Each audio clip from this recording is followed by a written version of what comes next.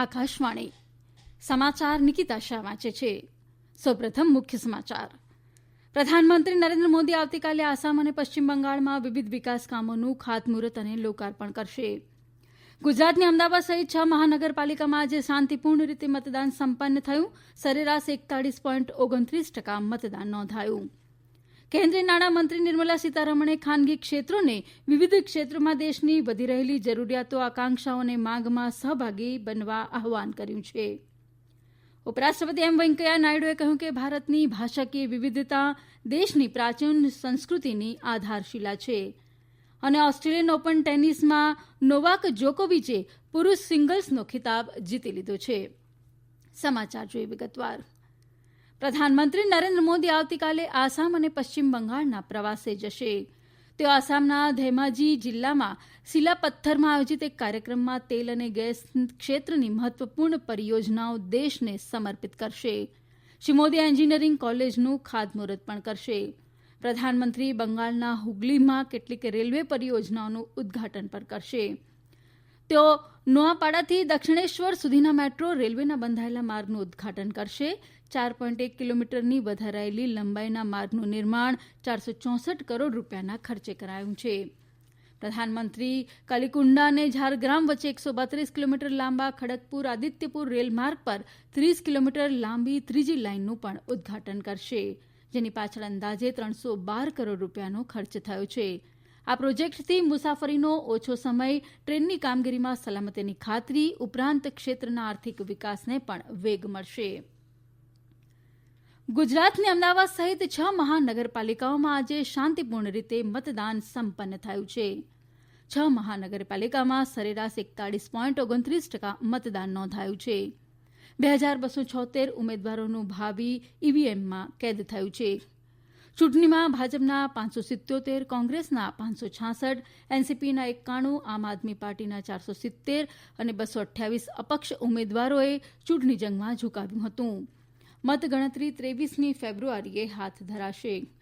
છેલ્લા અહેવાલો મુજબ અમદાવાદ મહાનગરપાલિકામાં અંદાજિત 37.81%, વડોદરામાં 42.82%, રાજકોટમાં 45.74%, સુરતમાં 42.11%, જામનગરમાં 49.64% અને ભાવનગરમાં 43.66% મતદાન થયું છે.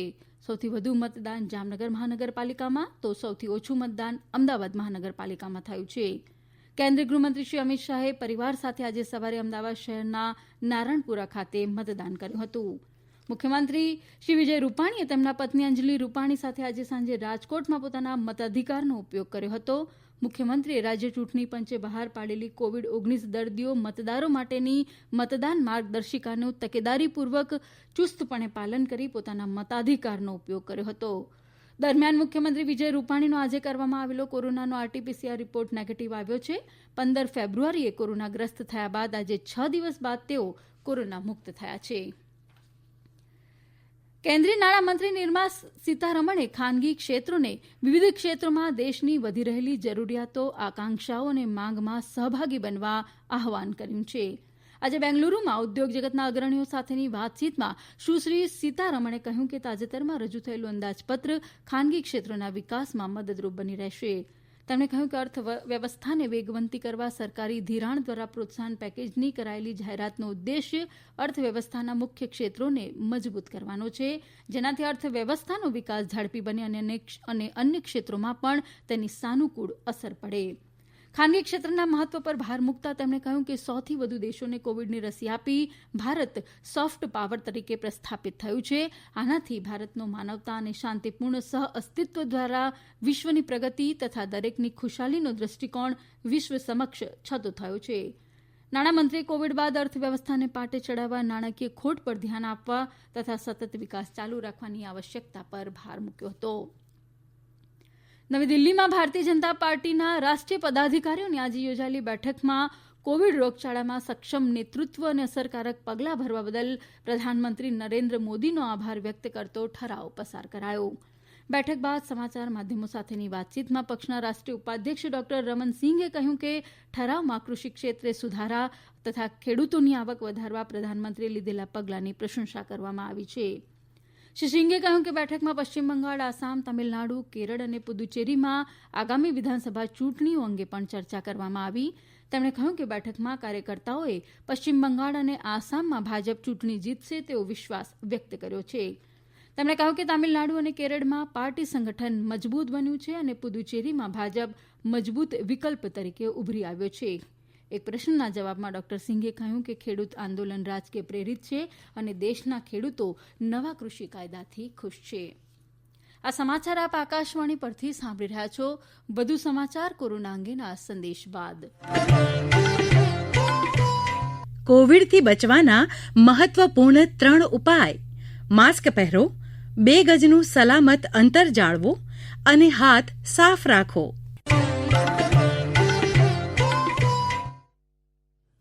રાષ્ટ્રપતિ રામનાથ કોવિંદે આજે કહ્યું કે ભારતના બંધારણના સામાજિક ન્યાય, સ્વતંત્રતા, સમાનતા અને ભાઈચારા જેવા મૂલ્યો ગુરુ રવિદાસના જીવન દર્શનને અનુરૂપ છે.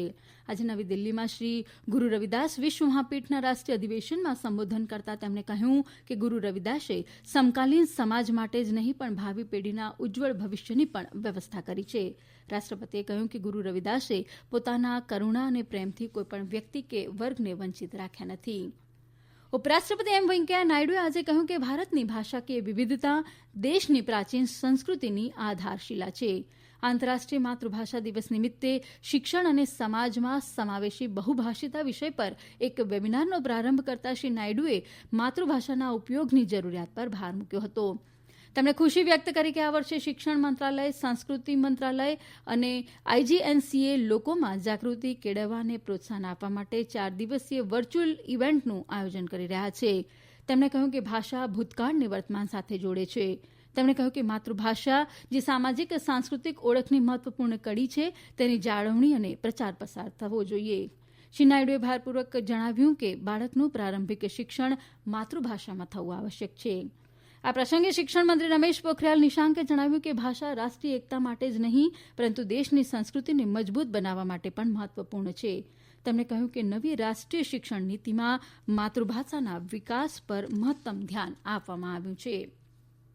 આંધ્રપ્રદેશમાં રાજ્ય ચૂંટણી પંચે નગરપાલિકા ચૂંટણી કાર્યક્રમ જાહેર કર્યો છે. ચૂંટણી 10 માર્ચથી શરૂ થશે. રાજ્ય ચૂંટણી પંચે કહ્યું કે ચૂંટણી પ્રક્રિયા 12 નગર નિગમ અને 75 નગરપાલિકા નગર પંચાયતોમાં ઉમેદવારોના નામ પાછા ખેંચવાના તબક્કાથી શરૂ થશે. જ્યાં ફેર ચૂંટણીની આવશ્યકતા જણાશે ત્યાં 13 માર્ચે ફેર ચૂંટણી યોજાશે. મતગણતરી 14 માર્ચે હાથ ધરાશે. કેન્દ્રશાસિત પ્રદેશ પુદુચેરીમાં રાજકીય અનિશ્ચિતતા વચ્ચે કોંગ્રેસ આગેવાની હેઠળની સત્તાધારી ગઠબંધન સરકાર આવતીકાલે વિધાનસભામાં બહુમતી પુરવાર કરવા ફ્લોર ટેસ્ટ કરશે. 33 સભ્યોવાળી વિધાનસભામાં સત્તાધારી કોંગ્રેસ ગઠબંધન સરકારના 5 સભ્યોએ આપેલા રાજીનામા બાદ તેમની સરકાર લઘુમતીમાં આવી ગઈ છે. હાલના ઘટનાક્રમ બાદ કોંગ્રેસ ડીએમકે ગઠબંધન અને અન્નાદ્રમુક ભાજપ ગઠબંધન બંને પાસે 14 ધારાસભ્યો હતા. દરમિયાન અમારા સંવાદદાતાના જણાવ્યા મુજબ સત્તાધારી ગઠબંધનના વધુ 2 ધારાસભ્યો આજે રાજીનામા આપ્યા છે. આ સાથે સત્તાધારી ગઠબંધન સરકારના ધારાસભ્યોની સંખ્યા 12 થઈ છે. મધ્યપ્રદેશમાં ભાજપના ધારાસભ્ય ગિરીશ ગૌતમે આજે રાજ્ય વિધાનસભાના અધ્યક્ષ પદ માટે ઉમેદવારી પત્ર ભર્યું છે. વિપક્ષ કોંગ્રેસે પોતાનું સમર્થન જાહેર કરતા શ્રી ગૌતમને બિનહરીફ ચૂંટાય તેવી સંભાવના છે. ઓસ્ટ્રેલિયન ઓપન ટેનિસમાં નોવાક જોકોવિચે પુરુષ સિંગલ્સનો ખિતાબ જીતી લીધો છે. મેલબોર્ન પાર્ક ખાતે રમાયેલી ફાઇનલમાં જોકોવિચે મેદવેદેવને 7-5, 6-2, 6-2 થી સરળ હાર આપી હતી. આ સાથે જોકોવિચે 18મું ગ્રાન્ડ સ્લેમ જીત્યું છે. આ અગાઉ પુરુષોની ડબલ્સમાં ક્રોએશિયા સ્લોવોકની જોડી ઇવાન ડોડિગ અને ફિલિપ પોલાસેકે પુરુષ ડબલ્સનો ખિતાબ જીતી લીધો છે. આ જોડીએ બ્રિટન અમેરિકાના જો સેલિસબરી અને રાજીવ રામની જોડીને 6-3, 6-4 થી હરાવ્યા છે. બીસીસીઆઈ દ્વારા ઇંગ્લેન્ડ સામે 2020 મેચોની શ્રેણી માટે ભારતીય ટીમની જાહેરાત કરવામાં આવી છે. આ મેચ 12 માર્ચથી અમદાવાદના મોટેરા સ્ટેડિયમ ખાતે યોજાશે. વિરાટ કોહલી સુકાની તો રોહિત શર્મા ઉપસુકાની રહેશે. ગુજરાતમાંથી હાર્દિક પંડ્યા અને અક્ષર પટેલનો સમાવેશ કરવામાં આવ્યો છે. અંતમાં મુખ્ય સમાચાર ફરી એકવાર. પ્રધાનમંત્રી નરેન્દ્ર મોદી આવતીકાલે આસામ અને પશ્ચિમ બંગાળમાં વિવિધ વિકાસ કામોનું ખાતમુહૂર્ત અને લોકાર્પણ કરશે. ગુજરાતની અમદાવાદ સહિત 6 મહાનગરપાલિકામાં આજે શાંતિપૂર્ણ રીતે મતદાન સંપન્ન થયું. ઉપરાષ્ટ્રપતિ એમ વેંકૈયા નાયડુએ ભારતની ભાષાકીય વિવિધતા અને દેશની પ્રાચીન સંસ્કૃતિની આધારશિલા છે તેમ જણાવ્યું. આ સાથે આકાશવાણી પરથી